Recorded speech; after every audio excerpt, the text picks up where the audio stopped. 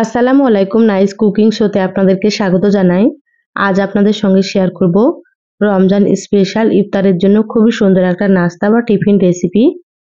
শুকনো চিড়ার মধ্যে একটা ডিম দিয়ে দারুণ একটা রেসিপি, খেতে ভীষণ ভালো হয় আর এটা তৈরি করা খুবই সহজ। তো অবশ্যই স্কিপ না করে আপনারা পুরো রেসিপি দেখে নেবেন। আশা করছি আপনাদেরকে অনেক বেশি ভালো লাগবে। তো চলুন রেসিপি শুরু করি। এখানে দেখুন একটা মিক্সিং বোল নিয়েছি।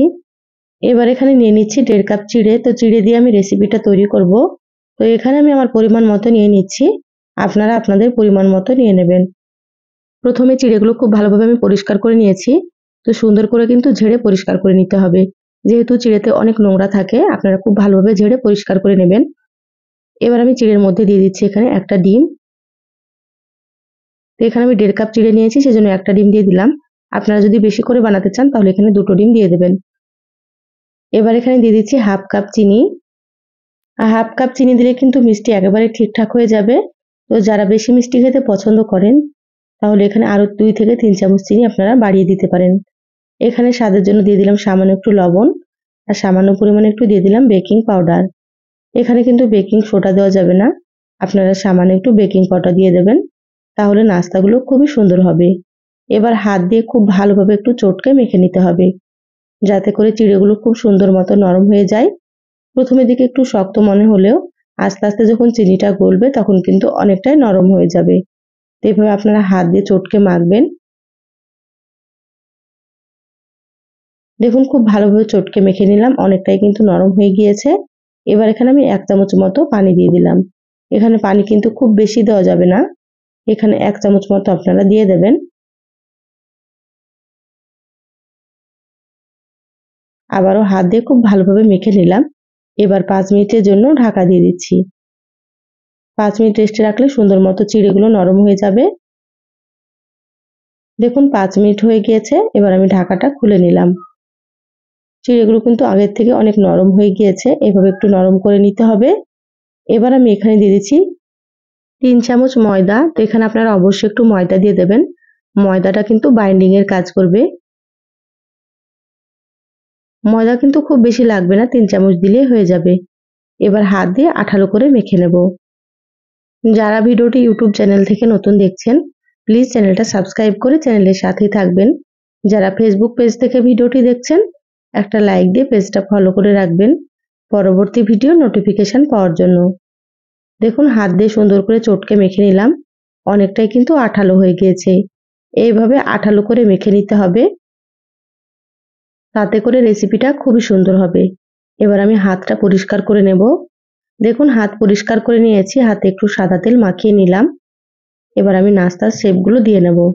তো এইভাবে আপনারা হাতে একটু সাদা তেল মাখিয়ে নেবেন, তাহলে সুন্দর মতো নাস্তাগুলো তৈরি করা হবে, হাতে লেগে যাবে না। প্রথমে হাতে কিছুটা নিয়ে গোল করে নিলাম, তারপরে এইভাবে করে একটু চ্যাপ্টা করে নিচ্ছি। এখানে আমি আমার পছন্দ মতো সাইজ করে তৈরি করে নিচ্ছি, আপনারা আপনাদের পছন্দ মতো সাইজ করে তৈরি করে নেবেন। একটা হয়ে গিয়েছে, প্লেটে রেখে দিলাম। আবারও আপনাদেরকে দেখাচ্ছি। এই নাস্তাগুলো তৈরি করতে খুব একটা বেশি সময় লাগে না, কিন্তু খেতে খুবই ভালো হয়। আর আমার চ্যানেলে আরো অনেক রেসিপি আছে, চাইলে আপনারা রেসিপিগুলো দেখে নিতে পারেন। আমি সবসময় সহজ রেসিপিগুলো দেখানোর চেষ্টা করি, খেতেও ভীষণ ভালো হয়। আপনারাও একবার তৈরি করে খেয়ে কমেন্ট করে জানাবেন আপনাদেরকে কেমন লেগেছে। দেখুন সবগুলো রেডি করে নিয়েছি, এবার এগুলোকে ভেজে নিতে হবে। গ্যাস অন করে একটা ফ্রাই প্যান দিয়ে দিলাম। এবার এখানে আমি সামান্য পরিমাণে দিয়ে দিচ্ছি সয়াবিন তেল। এগুলো ভাজতে কিন্তু খুব একটা বেশি তেল লাগবে না। দেখুন একেবারে অল্প পরিমাণে আমি তেল দিয়ে দিলাম। এবার এখানে দিয়ে দিচ্ছি, তেলটা খুব বেশি গরম করা যাবে না, মিডিয়াম গরম করে নিতে হবে। এবার নাস্তাগুলো একে একে দিয়ে দিচ্ছি। ফ্রাই প্যানে যতটা ধরবে ততটা নাস্তা এখানে আমি দিয়ে দেব। আর এই নাস্তাগুলো দেওয়ার সঙ্গে সঙ্গে কিন্তু উল্টানো যাবে না, একটু ভেজে নিতে হবে, তারপরে এগুলোকে উল্টে নিতে হবে। দেখুন হালকা একটু ভেজে নিয়েছি, এবার আমি উল্টে নিচ্ছি। এই নাস্তাগুলো একটু সাবধানে উল্টে নিতে হবে, যেহেতু প্রথমের দিকে অনেক বেশি নরম থাকে, খুব বেশি নাড়াচাড়া করলে ভেঙে যেতে পারে। এভাবে সাবধানে আপনারা উল্টে নেবেন। গ্যাসের আঁচ মিডিয়ামে রেখে নাস্তাগুলো ভেজে নিচ্ছি। হাই হিটে ভাজলে কিন্তু উপর থেকে খুব তাড়াতাড়ি কালার চলে আসবে আর ভেতরটা কিন্তু কাঁচা থাকবে, সেজন্য মিডিয়াম আঁচে ভেজে নিতে হবে। দেখুন নাস্তাগুলো কত সুন্দর কালার হয়ে গিয়েছে আর এগুলো ভাজাও হয়ে গিয়েছে। এবার আমি তেল ঝরিয়ে তুলে নেব।